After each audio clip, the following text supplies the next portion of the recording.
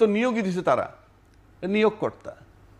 আবার রাজনৈতিক দলরা বলতেছে, বড় বড় দলরা, যে ইউনূস সাহেব ওইদিকে ঝুঁকে আছেন, উনি ছল চাতুরি করতেছেন নির্বাচন পিছানোর জন্য, এদেরকে এস্টাবলিশ করার জন্য। তো ঠিকই আছে, উনি যেটা করছেন। আজকে আমন্ত্রণ জানিয়েছি কথা বলার জন্য। রয়েছেন আবু হেনা রাজ্জাকী, রাজনৈতিক বিশ্লেষক, জ্যেষ্ঠ আইনজীবী, বাংলাদেশ সুপ্রিম কোর্ট। রয়েছেন শেখ রবিউল আলম রবি, জাতীয় নির্বাহী কমিটির সদস্য, বিএনপি।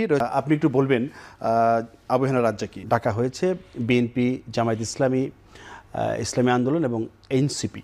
তো এইটা নিয়ে দেখলাম সামাজিক যোগাযোগ মাধ্যমে বিভিন্ন সমালোচনা হচ্ছে যে এনসিপি তো আসলে কোনো দলই না, এখনও তো নিবন্ধন তারা পায়নি, তারা একটা সংঘ বা গোষ্ঠী হতে পারে, এবং তারা বড় দল কী করে হয়, এইটা নিয়ে সমালোচনা হচ্ছে। এই বিষয়ে আপনি কিছু বলবেন কিনা?